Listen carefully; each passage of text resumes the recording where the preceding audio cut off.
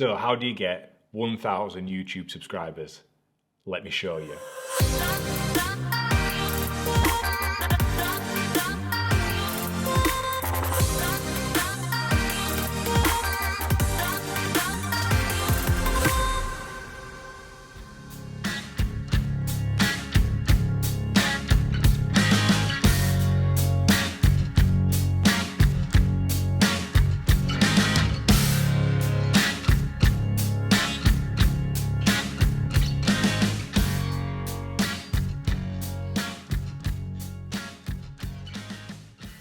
What's going on? Welcome back to another video. And what do you think of the little B-roll section of Leo, my dog? See him there? This is Leo. He's joining me at the studio today. In this video, I'm going to show you exactly how you can get your channel up to 1,000 subscribers really fast. Just follow these steps and I guarantee you'll see a rapid increase in your subscriber count. Before I get started, the 1K giveaway is still open, so if you wanted to enter that competition, I'll put a card above there, back to the video. It runs on till the end of this month, I believe. A chance to win a £100 or $100 Amazon gift card, open to everyone. It's a little thank you for everyone that's joined in, got me to 1,000 subscribers, and yeah, a bit of fun, get everybody involved. So before I get started on how exactly I got 1,000 subscribers, I want to give you a little bit of a backstory for those that are new to the channel. And if you are new to the channel, don't forget to hit subscribe, give us a thumbs up, and press that bell to be notified of when new videos come out. So yeah, before this channel, I was actually hosting a vlog on another channel, and the steps that it took to grow that channel at the time are the ones that I've implemented into this one since Christmas this year. When I was vlogging on the other channel over at Gem Speed Shop, we had rapid success. I mean, within 3 months, we had 3,500 subscribers. We had tens of thousands of views per video. One video went to almost 1 million views. I think it ended up at the moment, it's around nearly 800,000 views. It did like 6 or 7 million on Facebook. It just went viral because of the actual content in the video, which obviously brought a lot of eyes to the channel. So the tips that I'm going to show you today are how we initially got the eyes onto the channel, and it's the same as what I've implemented into this channel. So tip number 1 for getting your first 1,000 subscribers on YouTube. You've probably heard this a million times before, but you need to find a niche. An audience needs to know what they get themselves in for when they land on your channel. You can't just have 1 week where you're talking about fitness related stuff and then you're moving on to gadgets. The next week you're doing a yoga class, and the week after you might be doing a cooking show. Like, people won't know what they're getting. So it's important that you do find somewhat of a niche for your channel. When I spoke to Chris Brockhurst the other week, he did talk about the negative effects if you niche down too far. However, the only way you're going to retain an audience to start with is to niche down so that people know what to expect when they land on your channel. So those that have subscribed to this channel know that I'm specializing in filmmaking, tutorials, and vlogs. And I've even put it on the banner of the YouTube channel. I was as guilty as anyone for this. So I've had this channel live since 2017. It was more just a portfolio for the last 3 years, to be honest. For my professional work, I'd just kind of throw videos on there and leave them there. But as soon as I wanted to take YouTube seriously, which was this year, January 1st, I released the first video. I found a niche, I stuck to it, and it's been exponential growth since then. And when I say exponential growth, I started off this year with like 460 subscribers, and I've got 250 of those subscribers literally within the last 28 days. It is a sharp increase in subscribers through having a niche that people can find and sort of get behind. Tip number 2. So I stole this one from Peter McKinnon, and my friend Greg from Starting Up will tell you exactly the same thing. Consistency is everything. Find a schedule and stick to it. That means your audience can buy into that schedule as well. If 1 week you're uploading twice a week, and then the week after you upload once, and the week after that you might miss a week, and you might miss another week, and then 3 weeks later you drop 2 videos. Before you know it, your audience is just gonna be like, what is going on here? How can we follow something like that? And Peter McKinnon said it once in an interview where, imagine a television show, or you're on Netflix, and you expect a new video to drop once a week. If it doesn't happen, if they drop 2 1 week, and then they leave it for 4 weeks, and then another one drops, a few days later another one drops, and then before you know it, they've left it for another 6 weeks, how can you follow a series like that? That's not something you can buy into. We're fickle creatures as humans. We can't get behind such a sporadic upload schedule. It's the same for your YouTube channel. Pick a schedule, stick to it. Whether it's weekly, bi-weekly, monthly,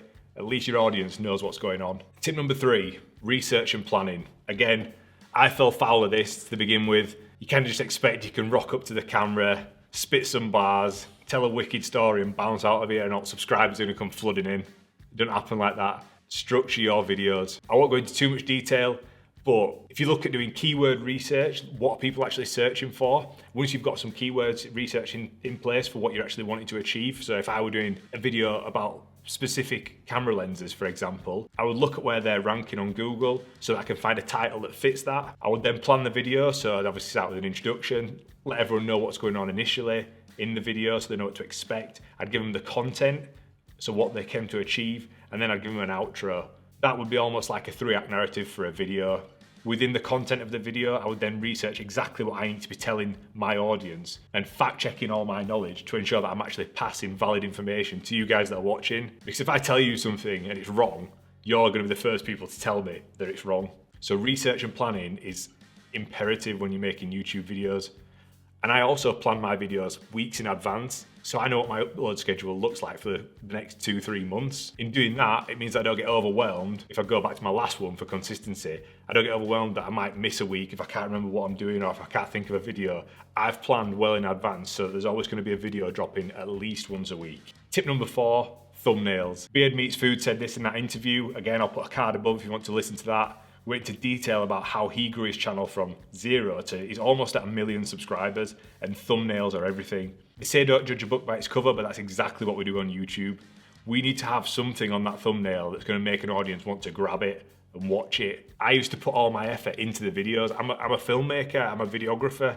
I can make some really nice cinematic pieces, but if I've got a thumbnail, why would you click on it and watch it?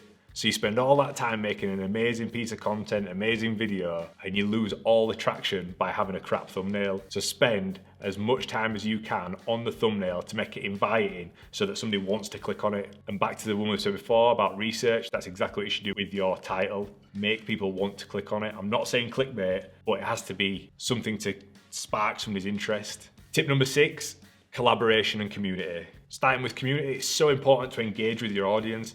If anybody comments on my videos, I'm in the comments with them and I'm typing back, I'm having a conversation. I want to build a community around this channel. I want people to feel like they can engage with me. Similarly, on all social media platforms, so if you look at my Facebook account or my Instagram account, if you're not following my Instagram account, you probably should be, at the Josh Gudgeon. Everybody that engages with me on Instagram, drops me a DM, writes a comment, I always reply back to them, always. Non-negotiable, got to do it. If somebody's taking the time to comment on a video on YouTube, comment on a picture on Instagram, or drop me a DM, I strongly believe that creators should be reaching back out to that audience and engaging with them, talking to them. We're just human. I'm just a human being, just like you, making videos for YouTube. Again, Beard Meats Food said that he spends 2 to 3 hours a day replying to DMs and messages on YouTube to keep his audience engaged. Can you imagine that sort of a commitment? Almost 1 million subscribers on YouTube, tens of thousands on Instagram and Twitter, and he replies to everybody. It's a full-time job, but he sticks to it. 2 to 3 hours a day, replies to everybody. It's exactly how it should be. And my final tip, tip number 7, this one's a bit out of left field, but I managed to get myself a brand deal before hitting 1,000 subscribers. And the reason for that is, I think there's 2 reasons. If you look across all my platforms, I've got an audience everywhere. So whether it be Facebook, Instagram, YouTube, LinkedIn, I've got multiple thousands of followers on each platform, and I'm consistent across all platforms as well. And that consistency in messaging, being brand friendly, means that companies want to support your channel for you to help support their business. And I purposely made the channel like that. I want it to be brand friendly. I want it to be open to as many people as possible. I don't want to be swearing or making any stupid remarks when there are channels that do that. And obviously they're not going to get supported as much by companies, and it can be detrimental to your career on YouTube. So if you plan on making money out of YouTube, you need to think about being brand friendly, being authentic, and not being stupid and making silly remarks. I realised I just merged like consistency and brand friendly into one thing there. My bad. Kind of went off on a tangent, but it's so true. Being brand friendly means that companies will want to support your channel as you're growing. So in conclusion, they're my sort of 7 tips on how to grow your YouTube channel to get that first 1,000 subscribers. And then after that, it'll start growing just even faster and faster. It's like a snowball effect, because as you upload consistently, following the same messaging, following that niche, more people are going to find your channel, jump onto it and get behind it. And obviously the more videos that you put out, the more chance you are of being found by more people, which then makes your channel grow and the community grow. I just really want to say, thank you to everybody that's taking the time to subscribe to the channel. I've had so many nice messages, and honestly, it's quite humbling. I've worked really hard to try and get this channel to where it is at the moment, and this is just the start. As I said in one of my previous videos, I want to go full time on YouTube. I want it to be like the thing that I do. and I'm putting everything into it to make it happen. I want it to be a community, so if there are any videos that you want me to produce, or you've got any questions, like I said, drop me a DM on Instagram or Twitter, wherever.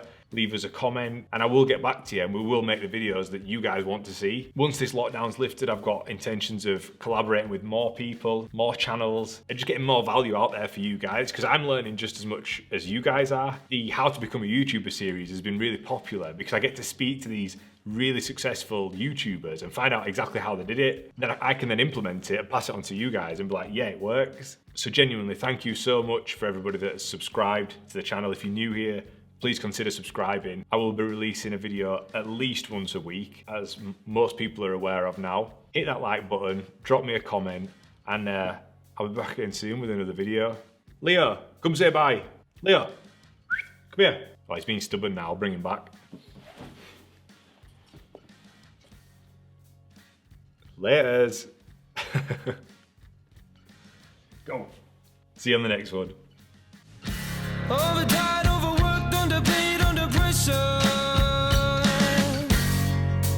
Always tying up loose ends. The unchained man.